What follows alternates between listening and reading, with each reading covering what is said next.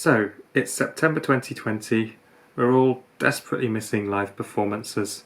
What do we do as musicians? How do we play together? Well, one thing you've probably noticed is that online there's been a profusion of these split-screen videos. A number of musicians have found it's the only way to play together, and sometimes you even have people from different parts of the world playing together at the same time. So the purpose of this video is really just to give you a relatively straightforward way of creating such videos. This can be a potential way of disseminating your compositions, perhaps your chamber music performances, but the idea is without having to buy expensive equipment or software. Good news is, it's not that difficult. I'm a technophobe, I've managed to work out how to do it, and if I can do it, so can you. So, of course we know this guy really well. Is there any end to his talents? And notice how far apart the musicians were when recording this. If you Google microtonality within YouTube, Jacob Collier comes up all over the place because he has this wonderful modulation into G quarter sharp major in this track. This I found this incredibly moving actually when it came out. You can see the date when it came out. This was just what we needed at the time, I thought. And this arguably my favourite multi-track, multi-screen recording. Incredibly clever, incredibly beautiful, and who'd have thought this would work? And here's the YouTube links for these samples. So our task here is to make a split-screen music video using just a phone and freely downloadable video editing software. So this question, which editing software do other musicians use? I asked around a little bit. I find that quite a lot of people who do this a lot use Premiere Pro. It's very highly recommended. Filmora 9, I've got some personal experience of that. I also recommend that. I think it's very good software. However, this task we need something that's freely downloadable so that you don't have to pay anything for software. I did try this because DaVinci Resolve 16 because I saw a guide to using it which made it look very user-friendly, but there's a compatibility problem with Windows 10. I couldn't get the program to open, so I discounted it and I ended up using Shortcut. What do you need? A computer, a phone, headphones, and a tripod. You may not have one of these. You probably have all the other things. It's possible without a tripod, but it does help you position your phone in a convenient place for getting a good image. This is my phone here, so a little bit primitive, doesn't take very good videos, therefore I use my camera instead, but the process was exactly the same. Planning the recording. Big question is, how will you coordinate? Remember, you don't have everybody together in the same room, people can't hear each other. You have to start with something and then record everything else against that thing. So, which therefore follows that if you start with something that's relatively consistent, something that's not going to have rubato, maybe it has a lot of movement, maybe it's the bass, maybe it's something to do with the rhythm, but this is going to be playing through headphones whilst all the successive tracks are recorded. If such a consistent track doesn't exist, maybe you need a click track to coordinate. Or maybe you just decide, I'm going to play music that doesn't need any coordination, it's free how it fits together, it's aleatoric, or aleatoric in some ways. So, a challenge can turn into a bonus with the right kind of music, perhaps.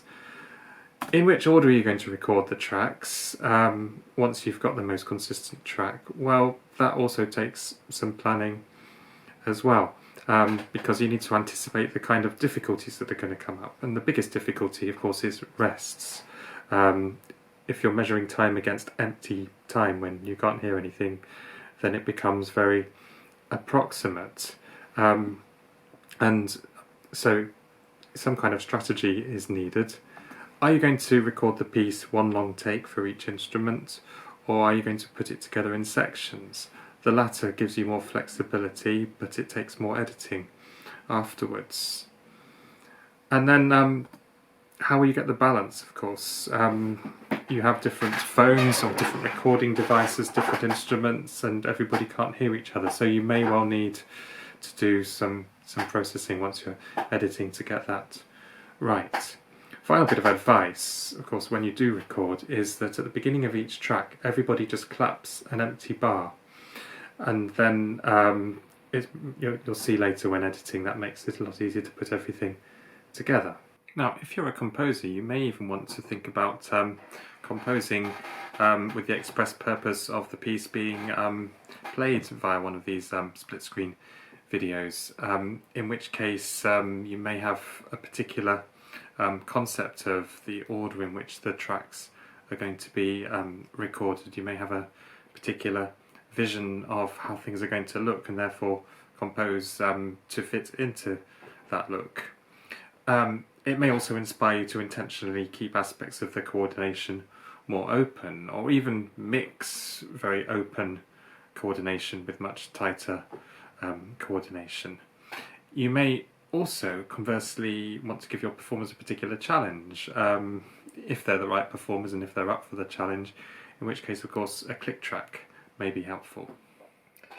Now, this Schubert here, the Grand Rondo, this is what I decided to record as a sample to show you how this would work. I chose it partly because, I don't have access to a library, I happen to have it at home. I thought a piano duet would be good because it works in multiple parts anyway. It would have been easy to record it in two sets of two hands, but to make it more challenging and more demonstrative of what's involved in this, I decided to do each hand separately. Now, at the moment we're looking at the lower parts, so the tenor and bass parts, and then over here we have the upper part, which has the soprano and alto.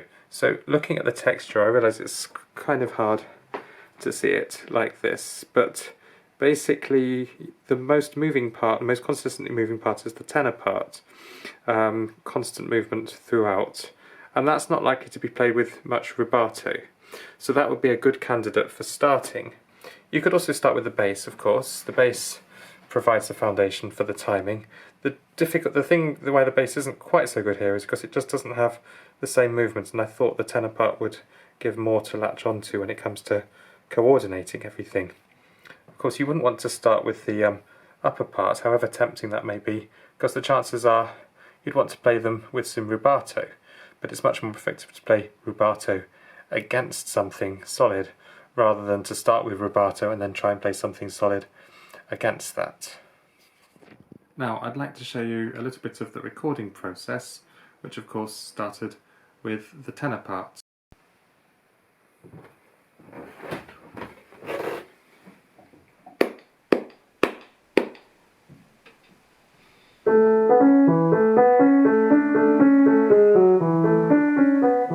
So you can hear I started with clapping. I clapped the beat, I gave an empty bar, and then I started playing in time. So those claps will help me with the forthcoming tracks. So now I'm recording the bass part. I'm listening to the tenor part through headphones. You can see the wires going down. I'm listening for the claps, and I will join in when I hear them. So you see I caught the second, third and fourth beats. That told me when to start playing. So I'm listening to the tenor part and playing in time with it now. This carries on throughout the track.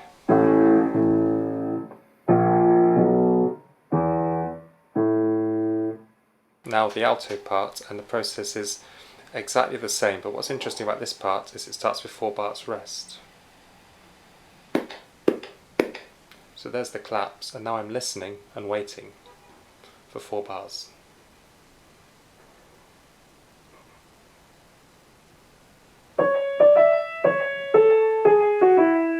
And that will be in time with the other parts. Now there's no need to demonstrate to you the soprano part because the principle's exactly the same, but that is how I recorded it.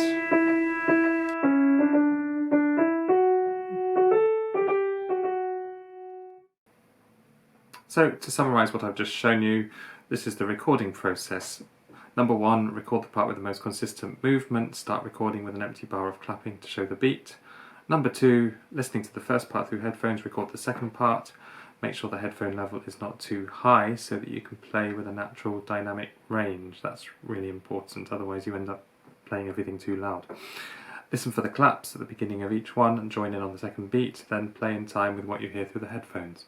And then of course you follow the same process for the remaining parts. Now the editing process is rather more complex, but the principle is this. First of all, you sync together the audio using Audacity, and then you sync together the video and you arrange the video on the screen, and this is going to be using a shortcut program. So let's break that down a little bit more. Now first of all, we need to import the MP4 files into Audacity. Now there's a complication here, I'm afraid, because when you download Audacity it doesn't automatically do this, so you have to get a plugin. And if I just move on, here is a video I found on YouTube which explains how to do this. I found this helpful. I'll give you the link for that. So once you've done that, you can just put the MP4 files into Audacity. You line up the tracks, and this is where the claps come in really handy because you can just line everything up. And then you can fine-tune everything quite nicely within Audacity and export the audio. The reason you don't do that in Shortcut is because if you try and do it in Shortcut, as I tried to do it, it just sounds terrible. It's very difficult to make any musical judgments. You can do something, it kind of works, but you don't have the same control, which is why I recommend this process. So once in Shortcut, you import the audio file from Audacity and also the videos which you recorded. You mute the audio on the video file so that you just have the audio from Audacity. You line up the tracks, but you use the audio on the video tracks as well as Audacity to get that, because you have the claps of course. So line everything up, and then using this filters, size and position option, you can then position all the video files on the screen as you want it, and then you export it. So that's the principle. Part 2 of this video will show you the practice.